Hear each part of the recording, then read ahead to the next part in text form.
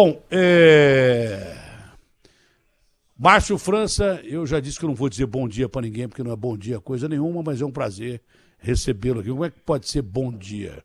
Mais de 500 mil mortes no Brasil, comunidade pegando fogo porque não tem casa, projeto Minha Casa, Meu Voto, Minha Vida, Casa Verde e Amarela se você votar em mim, e gente queimando em barraco aí, logo cedo. Como é que eu vou dizer bom dia? Bom dia por quê? Bom dia para quem? Para os de sempre. Então é um prazer recebê-lo aqui e por uma questão de lógica, que eu sou um cara mais ou menos educado, parabéns, felicidade e muitos anos de vida. Só falta o cara ter me passado a informação de que é o seu aniversário e não é. Só falta isso para completar a minha manhã nodorrenta, escura e com casa pegando fogo, porque o brasileiro não tem casa, não tem comida, não tem rumo. E o ministro da Economia manda a gente comer, manda o povo comer sobras dos mais ricos. Oscar Wilde deve estar se revirando no túmulo nesse momento e deve estar jogando raios nesse ministro. Se ele não está, eu estou. O Márcio, seu aniversário mesmo, né? Ô, Datena, bom dia Agostinho, amigos. Hoje é meu aniversário, nasci um dia antes de São João. Acertamos uma, conseguimos acertar, já melhorou amanhã, acertamos uma. Pois é, e eu ainda, você sabe que essa história do aniversário, o dia hoje está um pouco realmente sem graça, porque não tem aquele solão, enfim, e todo mundo passando esse perrengue aí, né, nacional, estadual, enfim, as pessoas assustadas. Mas hoje cedo eu fui descer aqui no prédio para poder levar meu cachorrinho para fazer xixi lá. E aí eu fiquei pensando, né, Deus, porque esse ano eu peguei o Covid faz um mês aí atrás, né, e a Lúcia pegou de novo a segunda vez, né, ficamos 15 dias aí, né, em hospital, enfim, mas graças a Deus deu tudo certo. Eu pensei, puxa, que ano duro, né, para todo mundo e para nós também, né, o que será que Deus vai pensar para o próximo ano, né? E aí eu gosto muito de goiaba, cai uma goiaba, pá, assim no chão, até postei agora há pouco. E aí a goiabeira nasceu no meio de um monte de pedra, assim, na vertical, toda torta, sabe? Coitada, era uma goiabeira, não sei como é que ela conseguiu entrar ali no meio das pedras e saiu de lado, assim, em cima de uma garagem aqui do prédio. Aí a goiabeira tá forrada de goiaba.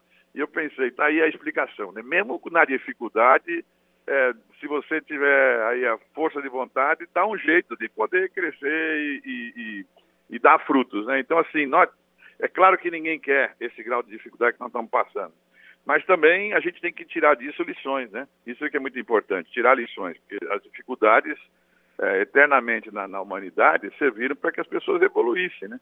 Então, uma das lições é essa, né, Datena? Eu tenho dito para todo mundo, eu compreendo que os números, a pandemia é no mundo todo, você liga, está em Portugal, está não sei aonde, está não sei o quê, mas o problema é qual é a explicação, por exemplo, que o Maranhão é o recordista positivo de vacinação em relação a São Paulo, por exemplo.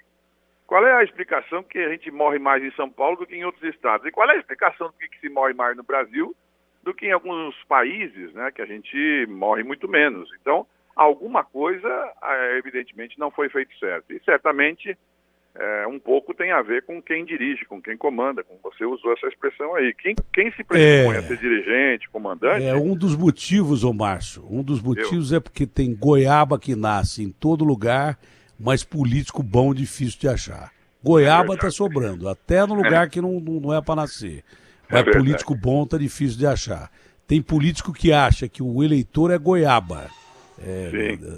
Do ponto pejorativo. Outra coisa, uma pergunta que eu tiro aí dessa sua analogia, se dá até goiabeira na rua, e dá, às vezes tem mangueira na rua, tem em São Paulo, em plena selva de pedra. Se no país que é o terceiro maior produtor de alimentos do mundo, se numa cidade como São Paulo tem mangueira, goiabeira na rua, em se plantando tudo dá, como é que o povo pode morrer de fome no terceiro maior produtor de alimentos do mundo? Como é possível isso? Não é? É possível por falta de planejamento, de organização, né? É uma coisa que a gente tem evoluções importantes, mas assim, essa ganância das pessoas, por exemplo, a gente pegar o produto melhor para exportar. Agora, recentemente eu vi a matéria sobre isso. Nós somos o maior produtor de proteína do mundo, né? Boi, frango, é muito lindo isso. Entretanto, você sabe que tudo isso nós estamos exportando muito. E aí o que acontece? China, Estados Unidos. E exporta agora também o boi inteiro, por exemplo. E aí, claro que quando você exporta o boi inteiro, aí o trabalho que estava no boi, de matar, de cortar, de estrinchar, ensacar, não sei o que lá, vai ser feito lá no outro país, né? Então, assim, nós já temos hoje maior quantidade de Perde boi mão de exportado. obra. Claro. Perde mão então, de assim, obra. já que nós vamos ser... Além da gente comer mais caro e comer carne de segunda. Claro. Agora, você está falando aí, outro dia eu disse isso aí, porque você entrevista um cara de centro-esquerda como você vira comunista. Entrevista um cara de direita, você vira reacionário. Assim é o Brasil polarizado de hoje. Mas um dos maiores conceitos que eu ouvi falar, por exemplo, que outro dia o Bolsonaro falou, nós temos que exportar, porque a exportação vai salvar o Brasil. Aí veio o Paulo Guedes e fala do PIB, porque o PIB, a balança comercial e tal. Pô, você quer uma ideia mais comunista do que essa? A ideia comunista, o Mao Tse Tung fez isso. Exportou toda a produção de comida que a China tinha e ele matou 70 milhões de pessoas de fome para poder comprar armas e tornar a China uma potência militar. Ele exportou arroz, por exemplo, que é o que o chinês comia. Por que você acha que o chinês come gafanhoto, come grilo, come morcego? Porque não tinha outra coisa. Entendeu? O Mao Tse Tung exportou tudo. Né? O Muricy falava, eles comem tudo que anda. Mas porque o Mao Tse Tung, na época, exportou tudo. Exportou tudo que tinha. Então eu acho ousado um governo de direita, extrema-direita, adotar ideias comunistas e achar que PIB é mais importante do que comida na mesa do brasileiro. Né? Para esses idiotas que ficam taxando a gente de comunista, de extrema-direita, de centro, nós somos pela Constituição. Povo com dignidade, casa para morar que não pega fogo por causa de álcool que o cara não pode pagar o gás, né? Decência, dignidade para o cara ter comida em casa, sem precisar um dia de auxílio emergencial, sem precisar de esmola de governo, Bolsa Família, nada disso, e dá emprego, porque o brasileiro quer emprego, com dignidade para ele cuidar da sua família. Ninguém quer esmola. Hoje está precisando, porque nós estamos ferrados, né, Márcio? Sim. E oportunidade igual para todo mundo, que é o que a gente pede, né? É a única coisa. Oportunidade igual para todo mundo. Por exemplo, da Atena, nós estamos 2 anos praticamente, né, todo mundo tendo que ficar mais em casa, as crianças sem aula. Como é que as crianças que estão nas escolas particulares, que têm seu computador, têm seu Wi-Fi, tem não sei o que lá, e tem uma escola que consegue fazer a distância, como é que esse menino depois vai poder fazer um concurso público ou alguma coisa que ele vai competir com outro menino que é pobre, que não teve chance nem de ter Wi-Fi, nem de ter computador, o laptop que prometeram aí na prefeitura, que faz 1 ano que não chegou. É brincadeira isso. É injusto. Não é que chegou. Chegou. O que chegou, o moleque da periferia, você acha que tem Wi-Fi? Pois é. E sem Wi-Fi, o tablet é pior do que um caderno. O caderno é melhor. Eles dão Wi-Fi para criança, eles dão o tablet para criança que nunca vai usar porque não tem Wi-Fi. Não tem Wi-Fi. É um absurdo. Você vai se lembrar, você usou essa expressão aí de negócio de comunista e tal, que virou uma retórica de alguns, mas tudo é tudo para poder criar um pavor, porque algumas palavras criaram um pavor. Quando você quer falar que o sujeito é de uma posição, você fala, ele é comunista, não, ele é nazista, né? E aí cria um certo pavor para todo mundo. Agora, vamos pensar, você se recorda na campanha quantas vezes que o Dória falou que eu era de Cuba, que era comunista, lá. Agora ele está passando a humilhação de ir lá buscar a vacina na China, né, cujo regime, teoricamente, era comunista, para poder servir aqui. Então, assim, tudo isso é uma retórica. O problema é o seguinte, está dando certo, a gente, tudo bem, fazer o quê? Está dando certo. Agora, quando está dando errado, todo mundo tem que botar a boca no trombone mesmo, né? Porque as pessoas ficam... E, em especial, quem tem condições financeiras para segurar, segura por 1 ano, 2, aperta ali, deixa de fazer um negócio, tal. Mas e quantas pessoas, né, Datena, a gente está vendo por aí, se não é a solidariedade das pessoas, das empresas que ajudaram alguma coisa, em especial dos mais pobres, que dividem até o que não tem. A verdade é que as pessoas estão passando muita dificuldade mesmo, né? Você imagina um transportador escolar nesse momento, Datena. Aí em São Paulo são 17 mil, por exemplo, só no estado de São Paulo são quase 40 mil. Mas essas pessoas estão fazendo o quê, coitada? Elas não tem o que transportar. Como é que faz taxista hoje em dia, né? Com tão menos pessoas na rua? Como é que faz as pessoas que trabalham em buffet, eventos, quem toca na noite, Garçom, cujo salário é R$1.000, o que ele ganhava de verdade para poder manter a família dele era a gorjeta. Não tem mais as pessoas, não tem a gorjeta. Então, cadê o governo para poder pensar numa alternativa? O pior é a esperança, é a falta de esperança, porque você vê uma competição nos Estados Unidos, da NBA, você vê o ginásio lotado. Você vê um show para 15 mil pessoas em Nova York. A maioria sem máscara, porque os caras têm mais de 70% vacinados. Diferente do Osmar Terra, que queria imunidade de rebanho com gente morrendo. Falou que ia morrer 800 pessoas, morreram mais de 500 mil. Você tem que conseguir imunidade de rebanho com vacina. Sem vacina você não consegue, a não ser que morra boa parte do seu país. É isso que você quer? Claro que não. Aí você vê uma competição na Hungria. Hungria, que você quase não ouve falar. Hungria e França, estádio lotado. E aqui a gente fazendo Copa América, com a pandemia subindo. O país que vai na contramão da história do mundo e cujos dados da pandemia estão subindo. O país que seria hoje, teoricamente, e acho que matematicamente, o epicentro da doença por falta de vacina. O epicentro da doença, porque aqui morre gente, às vezes menos, às vezes até mais, em 24 horas do que na Índia, só que a Índia tem 1 bilhão e 400 milhões de habitantes, aqui nós temos 210 milhões. Então tudo isso que você falou, eu fiquei levado à quinta potência, com a briga do Dória com o Bolsonaro e tal, e o povo, onde é que fica nisso? Porque você não tem esperança, se a doença está subindo, você não tem esperança na economia, pô. Pois é, Datena, o Brasil tem uma característica meio, talvez assim, única para o tamanho dele em relação à China, Índia, Rússia, enfim, porque praticamente só se entra pelo Brasil do estrangeiro por um único caminho, 99% é Cumbica. Um único aeroporto de 1.000 metros quadrados ali, da chegada do avião. O restante é Fortaleza muito pouquinho e tal. Manaus também. Manaus e Fortaleza também, mas, assim, pela proximidade ali dos Estados Unidos. A pergunta é a seguinte,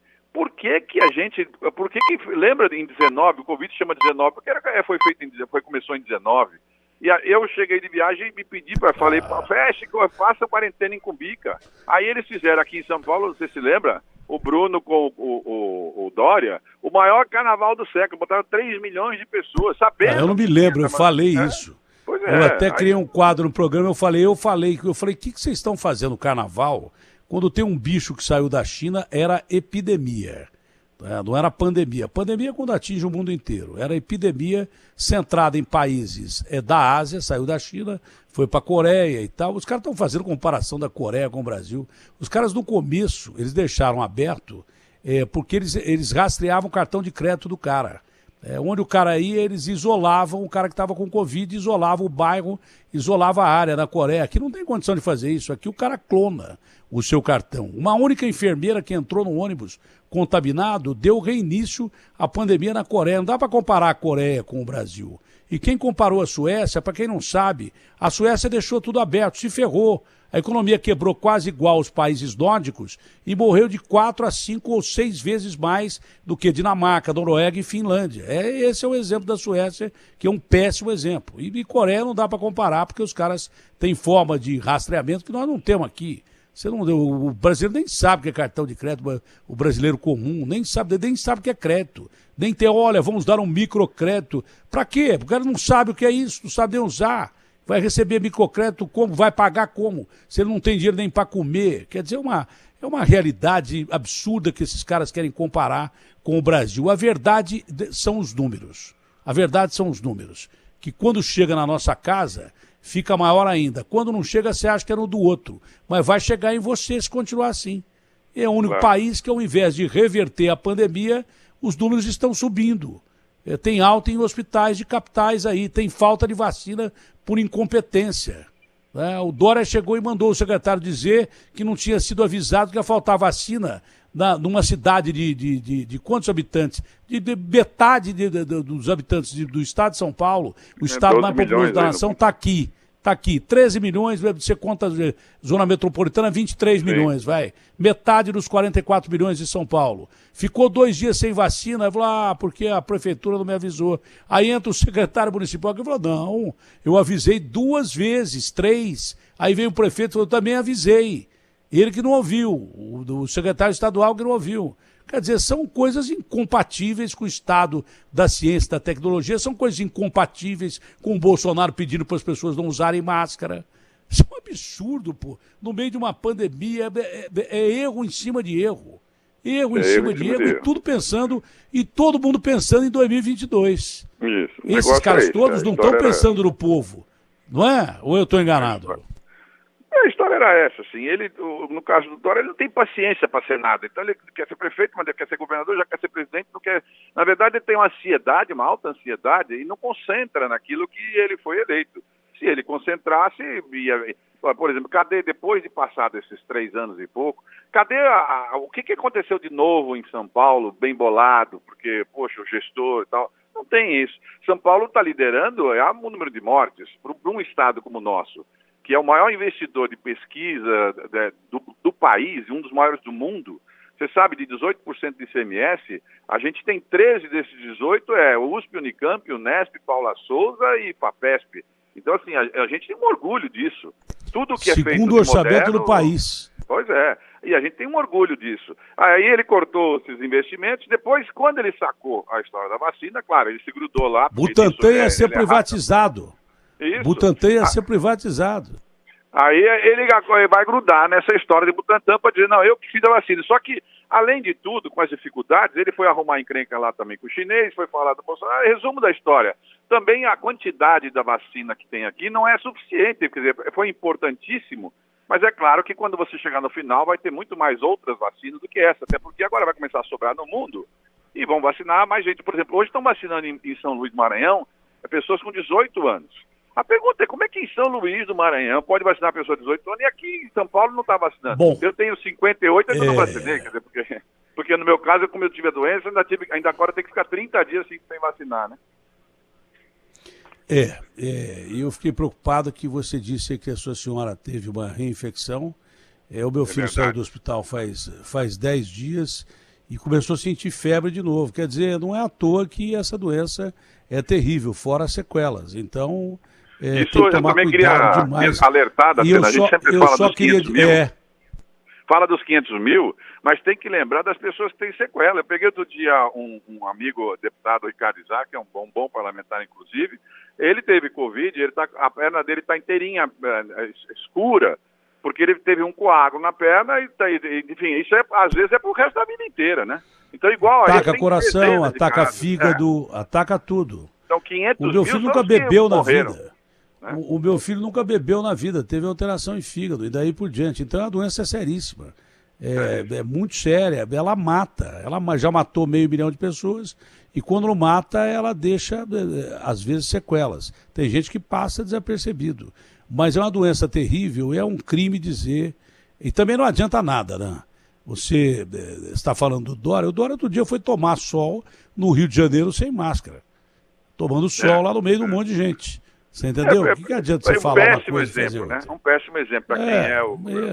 E o Bolsonaro fazendo passeata sem máscara, arrancando a máscara na frente da imprensa e xingando jornalista. O que adianta você ofender a imprensa? Isso é um absurdo. A imprensa tem que reagir a esses insultos. A imprensa tem que reagir, Nós não aceitamos esses insultos. Ele pode ser o presidente, mas nós, da imprensa, não aceitamos esses insultos de forma alguma. Agora, vamos ao prático aqui, porque eu tenho que andar, tenho que caminhar também, e você tem que caminhar. O lance é o seguinte, eu tenho um encontro importante agora e tenho que resolver um negócio importante agora, tenho que ouvir esse negócio do meu filho também. O negócio é o seguinte, olha, o seu partido, que é um dos maiores partidos do Brasil, é um partido que é fiel da balança em qualquer eleição, vai eleger muita gente, né? Você é candidato, eu não sei se é governador ou vice. Aliás, você já decidiu se é vice ou governador? Não, eu já fui governador, já fui vice, claro. A gente quando tá Não. o normal você vai ser candidato a vice, vai ser candidato a vice ou a governador? O normal seria ser candidato a governador, claro, que é o que você decide, enfim. Mas nem sempre você faz aquilo que você quer. Tem uma engenharia toda montada aqui no Brasil. Você é um estrategista. E me disseram que você está fazendo uma aliança com o Alckmin, é verdade ou não? Eu tenho muita relação com o Alckmin, você sabe, me convidou para ser vice, né? Eu acho um homem muito sério ele tem vontade de voltar e tem vontade, na verdade, de voltar para a vida pública. E ele está disposto a tirar essa gente que está aí com esse grau de incompetência. Isso seria muito importante ele estar junto com a gente. Ele te convidou para ser vice? Ele te convidou para ser vice? Não, ele não convidou, porque primeiro ele está no PSDB. Eu acho que eu ouvi você dizer isso. Acho que foi ato falho. Você disse isso, se eu voltar, você falou assim, ele me convidou para ser vice. Não, me convidou para ser vice na outra, né? Eu era deputado federal e o convite para ser vice foi o que me deu para projeção, né? Projeção foi Mas pode ser uma chapa dessa?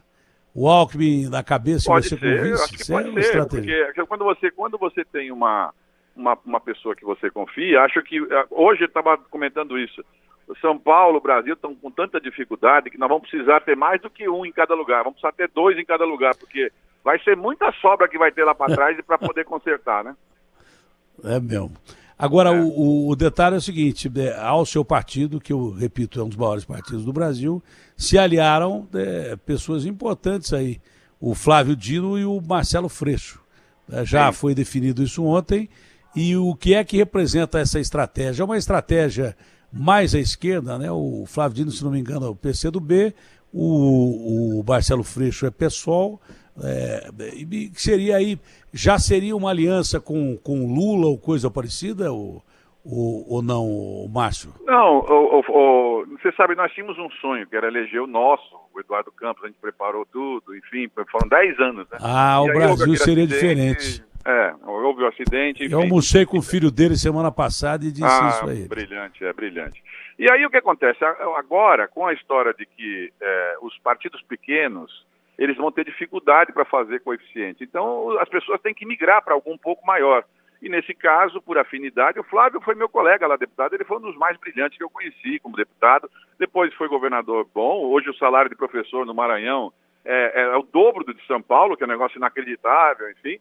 E ele tem os sonhos também dele, né? Ele é um juiz federal, que é ao contrário do que fez o Moro, né? Ele renunciou para ser político, e aí então ele foi ter uma carreira política, enfim, foi deputado e depois governador. Está completando os 8 anos de mandato e, teoricamente, vai ser candidato ao Senado, enfim. Mas ele também é um nome nacional, né? Ele já é um nome nacional, porque foi muito bem lá no Maranhão, enfim, é um moço muito preparado. Não, ele vai ser candidato ao Senado, ele me falou aqui que vai ser candidato ao Senado. Ele não pode ser candidato à reeleição, né? Não, mas é claro que todo mundo que joga no time da periferia ou em qualquer lugar, como eu também e tal, tem um sonho um dia de ser presidente da República, né? Então, eu também acho que passa pela cabeça dele um voo maior, mas de repente não dá, enfim. Agora, e o Freixo é um nome mais novo, né? Mas tem um símbolo importante de coragem. Esse deu pela primeira vez que ia ser candidato aqui. Ele falou aqui que ia ser candidato pela primeira vez. A governador? Ele é candidato a governador, está em primeiro lá nas pesquisas, né? Basicamente uma eleição contra o atual governador. E ele é um moço, assim, que tem essa coisa da briga lá com as milícias e tal, que ficou muito famosa, foi motivo de filme, depois foi motivo de uma música do Caetano. Coragem. Coragem, exatamente. Então, são 2 grandes reforços em estados que nós tínhamos alguma dificuldade, a gente já tinha alguns deputados lá, o Molon e o Bira lá no Maranhão, mas claro que são reforços. E eu acho que outros virão, porque as pessoas também agora são obrigadas a migrar para os partidos maiores para poder sobreviver, né? Eu perguntei ontem pro Calil aqui, de Belo Horizonte, se ele ia ser candidato a presidente da República. Ele tem perfil para isso, tem capacidade para isso, tem nome. Polêmico. Aí ele com aquele vozeirão, eu não sou megalomaníaco da Atena. Eu falei, o duro é que quando as pessoas começam a fazer você virar megalomaníaco, aí é duro. Quando as pessoas fazem você virar megalomaníaco, você não mas às vezes acaba virando de tanta insistência. Né? Então tem que ir com a calma. Se o Datenão já está em terceiro aí para presidente da República, ainda nem é político, imagina o que vai acontecer com essa eleição que ano que vem. A pergunta é a seguinte, o Márcio, a pergunta é simples, curta e grossa. O seu partido vai apoiar alguém à presidência ou tem por tendência a lançar um candidato, porque escopo e condição para isso o partido tem? Se a gente tiver chance, é claro que a gente quer ter o nosso candidato, né? Todos os partidos querem ter o seu candidato, né? A gente trabalha para isso. Agora, Mas você não acha mesmo que essa eleição vai ficar polarizada? Acho que não tem jeito de alguém vencer o Bolsonaro ou o Lula? Há uma tendência, porque são dois nomes muito populares, né? Não dá para negar que são dois nomes populares. O Lula, porque tem um histórico de governos bem, assim, eram governos tão bem sucedidos que ele fez uma sucessora que ninguém sabia quem era e acabou, enfim. E o Bolsonaro, ele é uma espécie de anti-Lula, então fica uma coisa polarizada. Mas você se recorda, há um ano antes da eleição passada, ninguém apostava que o Bolsonaro, ou pelo menos era um pouco de gente só que poderia apostar que o Bolsonaro ia fazer o que aconteceu fazendo, né? Então, assim, ainda tem água para passar por baixo dessa ponte aí. Eu estou um pouco afoito aqui, porque eu sei que você tem compromisso, eu também tenho. Sim. Mas o detalhe, o nosso compromisso é com o povo em primeiro lugar. Você viu, já estou falando que nem político.